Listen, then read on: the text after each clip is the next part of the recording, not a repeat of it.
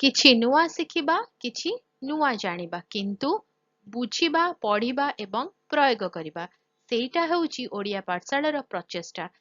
ଆପଣମାନଙ୍କୁ ସମସ୍ତଙ୍କୁ ସ୍ୱାଗତ ଓଡ଼ିଆ ପାଠଶାଳାକୁ। ଚାଲନ୍ତୁ ଆଜିର ଭିଡିଓରେ କଥା ହେବା କାହିଁକି ଭାରତକୁ ସୋନେ କି ଚିଡ଼ିଆ କୁହାଯାଏ। ପ୍ରାଚୀନ କାଳରୁ ଭାରତକୁ ସୋନେ କି ଚିଡ଼ିଆ କିମ୍ବା ସୁବର୍ଣ୍ଣ ପକ୍ଷୀ ବୋଲି କୁହାଯାଏ। ଏହି ବାକ୍ୟାଂଶ ଭାରତର ଅପାର ଧନ, ସମୃଦ୍ଧି ଏବଂ ସାଂସ୍କୃତିକ ସମୃଦ୍ଧିକୁ ପ୍ରତିଫଳିତ କରେ। ହଜାର ହଜାର ବର୍ଷ ଧରି ଭାରତ ବିଶ୍ୱର ସବୁଠାରୁ ଧନୀ ଦେଶମାନଙ୍କ ମଧ୍ୟରୁ ଗୋଟିଏ ଭାବରେ ଜଣାଶୁଣା ଥିଲା। ଏହାର ବାଣିଜ୍ୟ, ଜ୍ଞାନ ଏବଂ ପରମ୍ପରା ପାଇଁ ପ୍ରଶଂସିତ ହେଉଥିଲା। ପ୍ରାଚୀନ କାଳରେ ଭାରତ ସୁନା, ମୂଲ୍ୟବାନ ପଥର ଏବଂ ପ୍ରାକୃତିକ ସମ୍ପଦର ପ୍ରଚୁରତା ପାଇଁ ପ୍ରସିଦ୍ଧ ଥିଲା।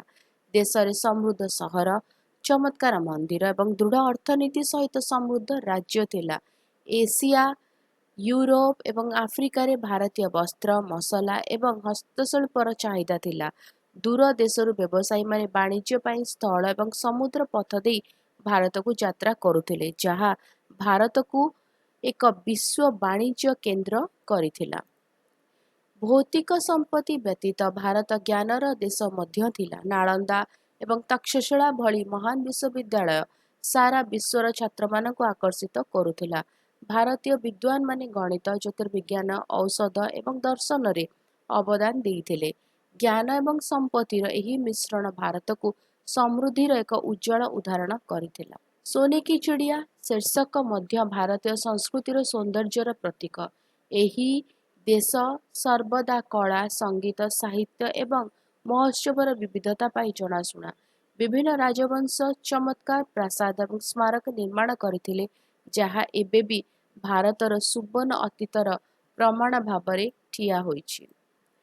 ଭାରତର ବିପୁଳ ସମ୍ପତ୍ତି ଆକ୍ରମଣକାରୀମାନେ ଏବଂ ଉପନିବେଶବାଦୀମାନଙ୍କୁ ମଧ୍ୟ ଆକର୍ଷିତ କରିଥିଲା।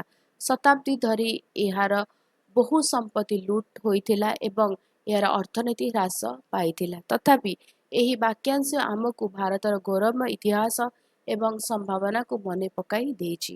ଭାରତକୁ ଏହାର ସମୃଦ୍ଧ ପ୍ରାକୃତିକ ସମ୍ପଦ, ସମୃଦ୍ଧ ବାଣିଜ୍ୟ, ସାଂସ୍କୃତିକ ସଫଳତା ଏବଂ ଆଧ୍ୟାତ୍ମିକ ଜ୍ଞାନ ହେତୁ ସୋନେ କି ଚିଡ଼ିଆ କୁହାଯାଏ। ଏହା ଗର୍ବର ପ୍ରତୀକ, ଯାହା ପ୍ରଗତି, ଏକତା ଏବଂ ବିକାଶ ମାଧ୍ୟମରେ ସେହି ସୁବର୍ଣ୍ଣ ଆତ୍ମାକୁ ପୁନର୍ଜୀବିତ କରିବାକୁ ଭାରତୀୟମାନଙ୍କୁ ପ୍ରେରଣା ଦିଏ।